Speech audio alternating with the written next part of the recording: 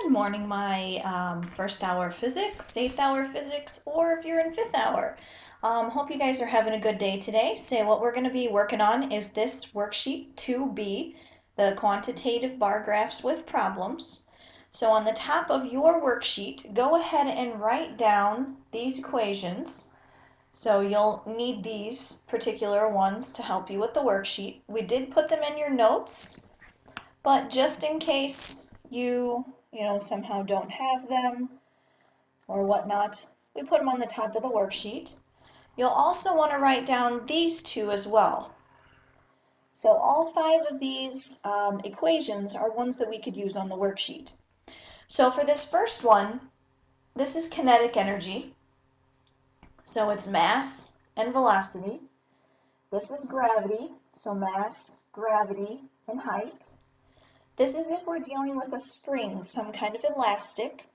So K represents the constant, or how much stretch or compression the spring has.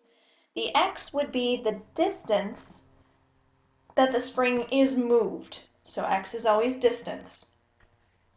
Work is equal to force times distance. And just in case we forgot, weight is mass times gravity. So for each one of these, we're not only taking the bar graphs and drawing those, but now we're also using the numbers. So when you do these, the first step that you want to try and help you solve these is to do the energy flow diagrams first.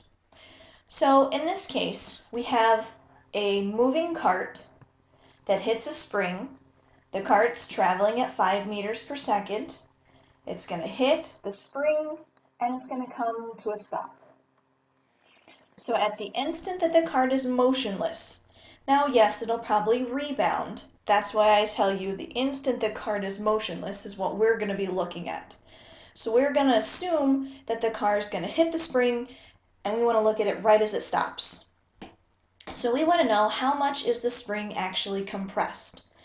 So just to sort of get your mind thinking on about some of these things, we need to think about the conservation of energy.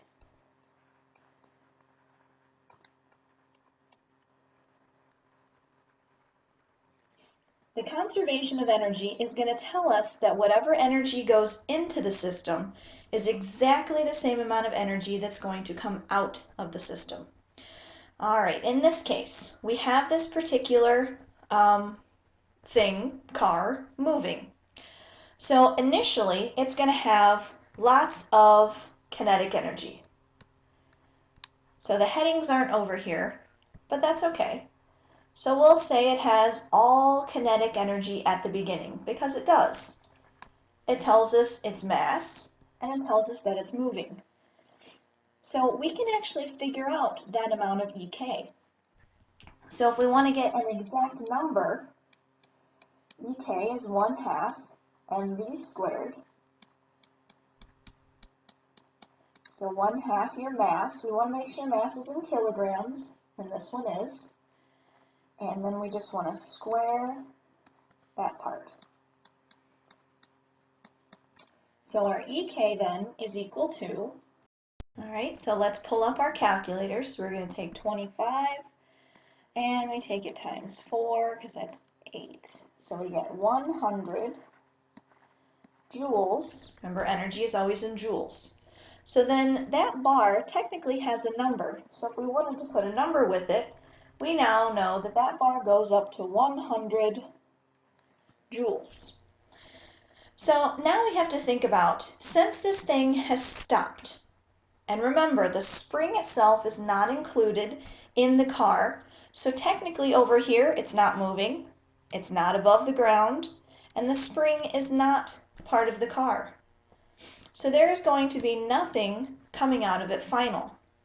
What we do have going into the middle is energy from the spring. So since we have 100 joules worth of energy going forward, this is actually going to be equal and opposite 100 joules of elastic energy from the spring. So that's how much work is going to have to be put into this system.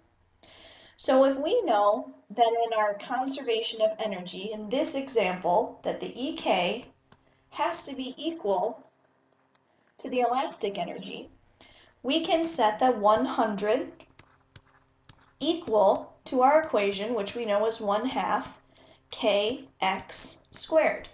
This is our equation from the top of the page that deals with elastic energy.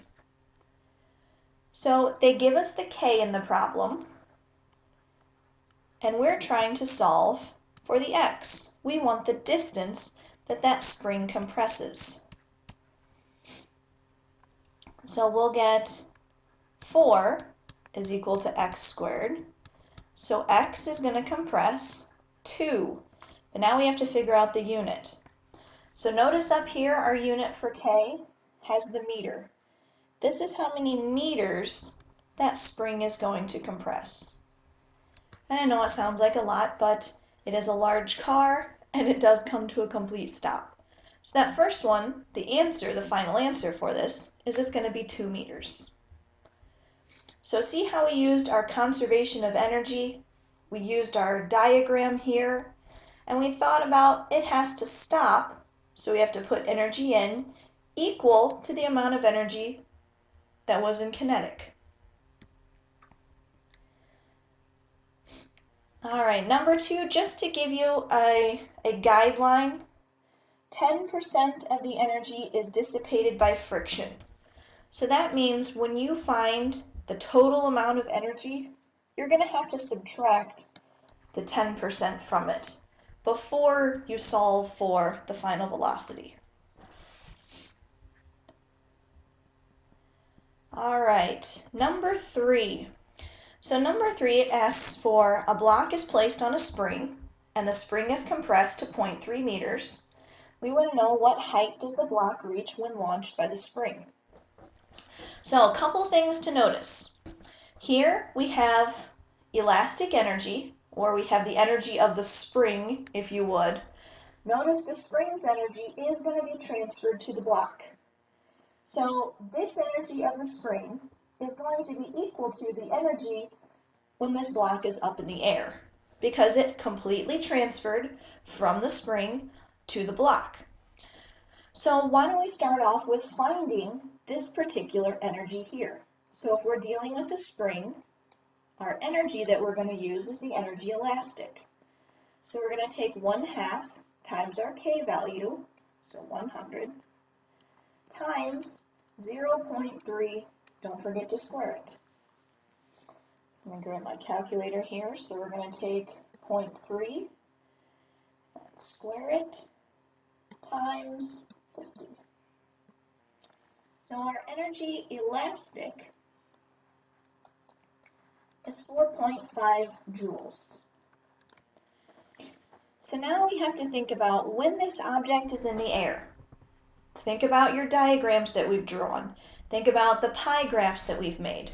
When this object is all the way up in the air, and notice this other key piece of information, its velocity is 0. So remember on the quiz that we went over, I said anytime velocity is at 0, this is the peak of this motion. So this object has gone all the way up to its maximum height. What is the only thing that's going to pull that back down to the ground? Gravity. So that means in this instance, my energy elastic is going to be equal to my energy of gravity. So hopefully you can take that information and help you solve the height that the block is actually going to reach.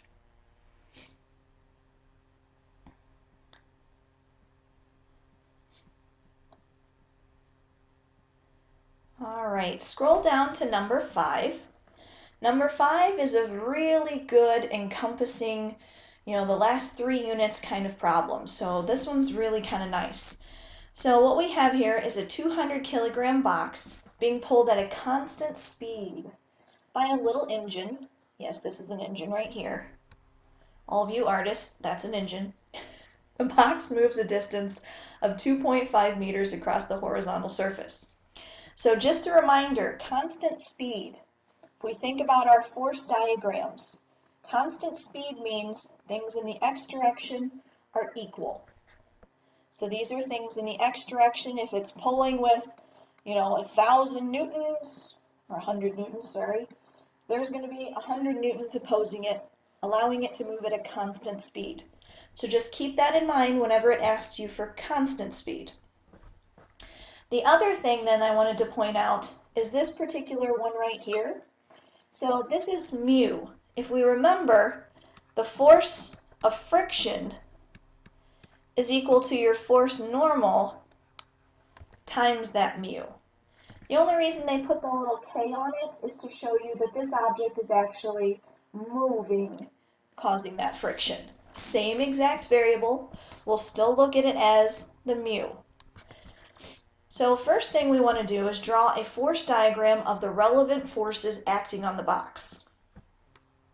So you'll start with your cross.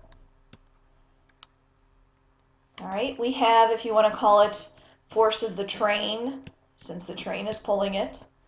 We have force of gravity, force normal, and since they do give us that friction, we have a force of friction. We can determine several of these forces to help us find out all these things. Force of gravity we know is mass times gravity. So we can figure out a number for that one. We know that force normal, since it's not moving, rising up off the ground, is equal to our force of gravity. So we can apply that number there. We know our force of friction, so we can use that equation right here to fill in our number. And knowing that the force of friction, constant speed, we'll know that that number is equal to the force of our train. So hopefully that will help you to answer all of these separate questions. So when it asks down here for part C, how much energy is transferred by the train, what I'm looking for is how you solved for force of the train. Okay? All right. And our last one, number 7. Number 7, yes, I know you've probably seen this picture before. So this is a picture that I've used on another worksheet when we were dealing with things being pulled. In this case, we're still dealing with this object. So we're still dealing with this object. We just happen to be taking now into consideration the force. So our first thing, sketch a diagram. So if we want to sketch the diagram, remember you can do it directly on the picture. I'm going to put mine over here to the side. So we have gravity, always acting downward. We have the force of friction. It does give us this coefficient of friction. That does not mean the force. That means the mu is 0.15. That does not mean that's the force. Do not write 0.15 here for the force of friction. We'll want to solve for that. So we have going up at an angle. This is the force applied, 30 degrees. We have our force acting in the x direction, our force of the y direction, and our force normal. So hopefully that's not something you've completely forgotten how to do, but we'll want to look at those things. So remember, anytime we have an angle, you want to find SOHCAHTOA first.